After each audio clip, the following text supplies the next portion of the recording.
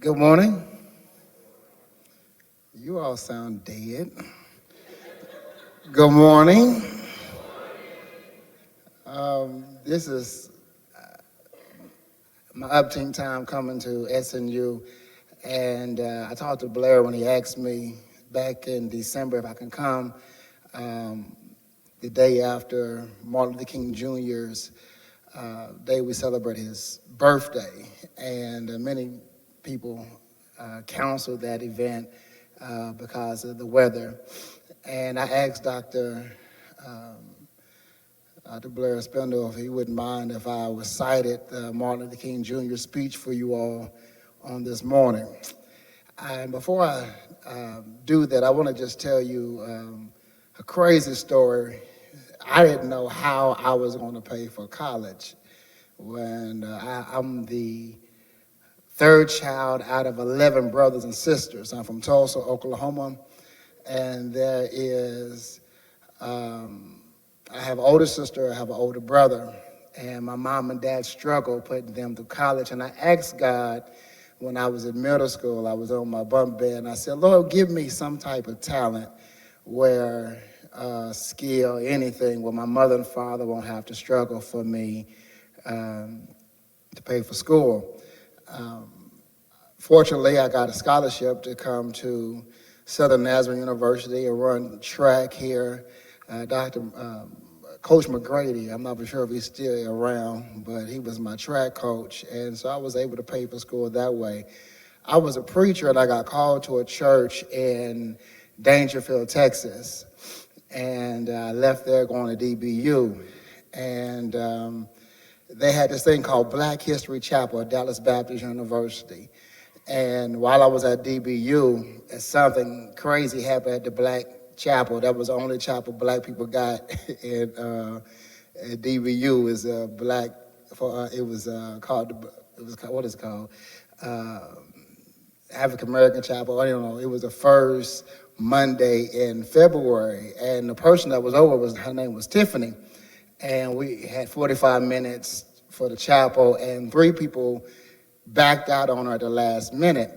And she asked me, she said, I know you're a pastor, can you, talk or speak? Well, I didn't have anything off the top of my head. I'm 19 years old. And I said, well, I know the Martin Luther King Jr. speech, and I gave it.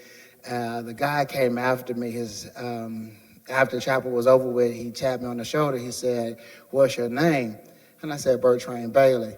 He said, what's your social security number? Now, I never met this guy before in my life. And I said, blank, blank, blank, and I just gave it to him. And I was stupid, And I had a friend with me named Craig Pullum. I said, man, who is that? And Craig said, that's Dr. Cook. I said, I just gave my name and social security number to the cook. He said, no, that's Dr. Gary Cook, fool. He's the president of the university. And it was from that day to finishing my master's, I never paid for another bill at DBU ever again. And it's crazy how I got it, because my mom made me learn this speech when I was a freshman in high school. In Tulsa, Oklahoma, they have a citywide competition. And every year, my freshman year I got second, my sophomore year I got second, my junior year and senior year, I got second. I never got first place, and the winner always got $1,000. So if you add up $1,000 times 4, it's $4,000 I missed out on. Well, going to DBU costs $20,000 a year, and to get a free scholarship for my undergrad and master's because of this speech is just truly amazing, and a testament of what God can do if you just pray and ask Him. This speech was delivered August 28th, 1963. I give to you all on today the I Have a Dream speech. 50 years ago, a great American in whom symbolic shadow we stand today signed the Emancipation Proclamation. This momentous decree came as a great beacon light of hope to millions of Negro slaves But 100 years later, the Negro still is not free. So we come here today to dramatize a shameful condition. In a sense, we've come to our nation's capital to cash a check that would give us upon demand the riches of freedom and the security of justice. We have also come to this hollow spot to remind America of the fierce urgency of now. This is no time to engage in the luxury of cooling off or to take the tranquilizing drug of gradualism. Now is the time to make real the promises of democracy. Now is the time to lift our nation from the quicksand of racial injustice to the solid rock of brotherhood. Now is the time to make justice a reality for all of God's children. Let us not forget the fierce urgency of the moment. But there's something I must say to my people who stand on the warm threshold which leads into the palace of justice. In the process of gaining our rightful place, we must not be found guilty of wrongful deeds. Let us not seek to satisfy our thirst for freedom by drinking from the cup of bitterness and hatred. We must forever conduct our struggle on the high planes of dignity and discipline. We must not allow our creative protest to degenerate into physical violence. Again and again, we must rise to the majestic heights of meeting physical force with soul force. The marvelous new militancy, which has engulfed the Negro community, must not lead us to a distrust of all white people. For many of our white brothers, as evidenced by their presence here today, have come to realize that their destiny is tied up with our destiny. And they've come to realize that their freedom is inextricably bound to our freedom. We cannot walk alone. And as we walk, we must make the pledge that we shall always march ahead. We cannot turn back. There are those who are asking the devotees of civil rights, when will you be satisfied?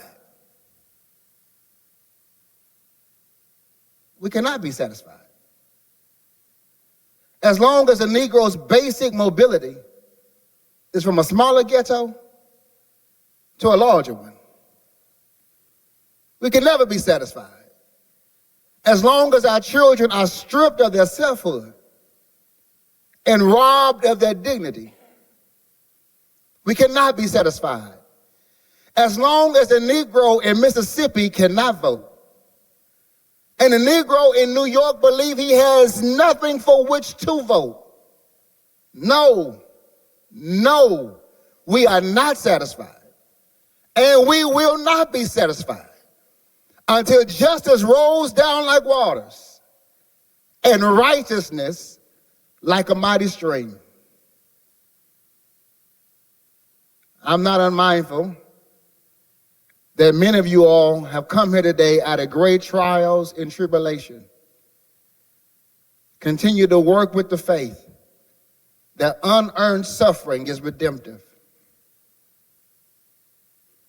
Go back to Mississippi. Go back to Alabama.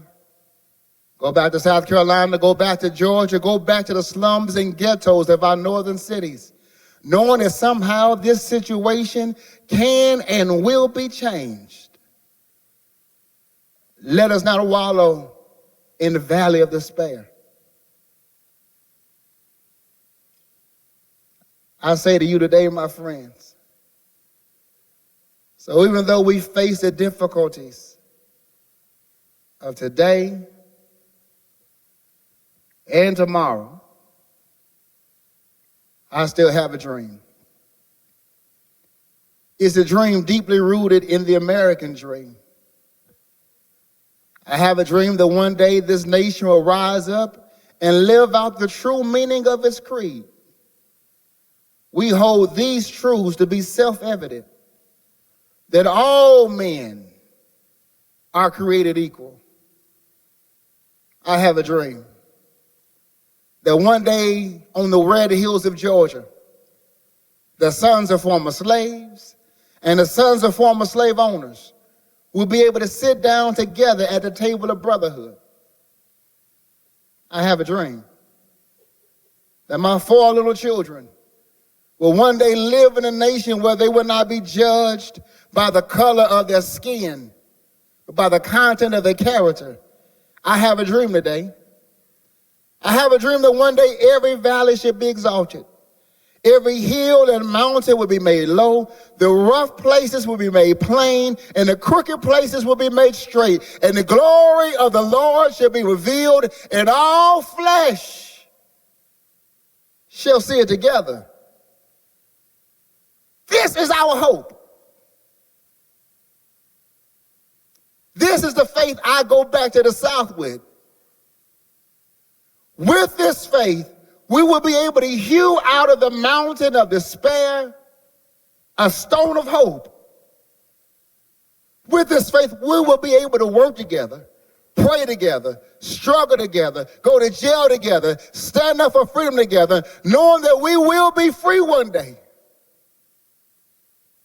This will be the day. This will be the day when all of God's children will be able to sing with new meaning. My country, 'tis of thee. Sweet lands of liberty, of thee I sing. Lands where my fathers died, lands of the pilgrim pride. From every mountainside, let freedom ring. And if America is to be a great nation, this must become true. So let freedom ring from the hilltop mountains of New Hampshire. Let freedom ring from the heightening Alleghanies of Pennsylvania. Let freedom ring from the snow-covered Rockies of Colorado. Let freedom ring from the curvaceous slopes of California. But not only that, let freedom ring from the Stone Mountain of Georgia. Let freedom ring from Lookout Mountain of Tennessee. Let freedom ring from every hill and molehill of Mississippi, from every mountainside, let freedom ring. And when this happens, when we allow freedom to ring, when we let it ring from every village and every hamlet, from every state and every city, we will be able to speed up the day when all of God's children will be able to sing with new meaning. Free at last, free at last. Thank God Almighty, we're free at last. Thank you so much.